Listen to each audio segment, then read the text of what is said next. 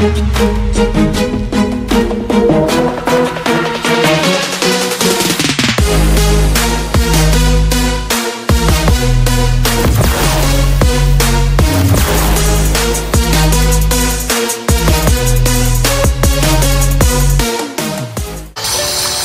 niyo mga kaibigan, may dalawang kaibigan nagpunta ng Maynila at maghanap sila ng trabaho. Ay marami din kalapir, babagong palit ng Maynila. At pagdating nila sa Maynila nakaramdam ng mundo, sabi pa rin, kahit tayo ito sa malaking restaurant nito, hindi pa makakapasok dito ay pasok ng dalawa. Kain ito, sarap ng kain na, di busog na busog. Nako, paglabas ng dalawa, masamang pakiramdam nito ng isa. Masama parang saan ang CR dito. O sabi mo siya, makalay ko sa mga CR na yan. Eh parin tayo magkasama eh. Ha? Saan mo papaganapin ang CR dyan ah? Sabi pa rin, dilin siya na lang ang supot. Tsaka silpin. Kumapin. Dilin ko pa. Dilin sinaga. Sinaga na. Ay alit siya doon sa kabilang pasada. O sabi mo siya, parin mo tapin yan dyan. Ang dami nagdadalan dyan, patong sa ulo yan. Ah, eh mahabol tayo dito. Ay di ang gawin ng dalawa sa paano tayo ito? Ang ginawa ng ulo. Pasama, binit-bit na. Hindi pa rin, lakad tayo. Ay yung dalawang binit-bit nasa suko.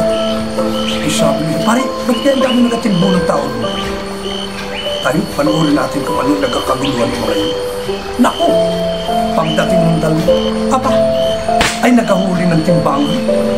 Ay, sabi yung nagahuli ng timbangan. Dito, lintik na ang ginagawa niyo sa tao.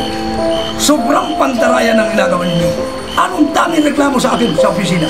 Kaya kami naglagalag ng ganito. Dito, ang reklamo sa inyo. Ang binili ng mga tao at binayaran sa inyo ay wasto. Pero ano pag kinilo? Kulang ng 2 buhay sa 1 kilo. Paglimos na ganyan, nakita yung bitbit ng dalawa. Katulad ng dala nitong mamang ito, hinila. Ay di ayaw pa, ihila yung dalawa. Ito! Pinisi. Pag hindi lang gunisa ito, imbutilo. Ay di, dalawa kami dalawa. Ay di, lumayo na yung dalawa, kinilo na. Pakakilong ganyan. Sabi na naman ang kakilo. Yan! Katulad niyang ginawa niya. Yan! Dala ng 2 mamang ari. Tingnan nyo! Kulang ng 3 guhit sa 1 kilo. Ang nakahalit na yung nakakilo. Lentik na mga timbangan nyo, kinuha yung nasa supot. Awa, hindi na ng kilo ng timbangan. Ay, takbuhan na lang yung mga tao, pati yung may tala. Takbo! Ay, nanabog na nanabog. Ang labay tayo naman. Ay, kagulo pa rin.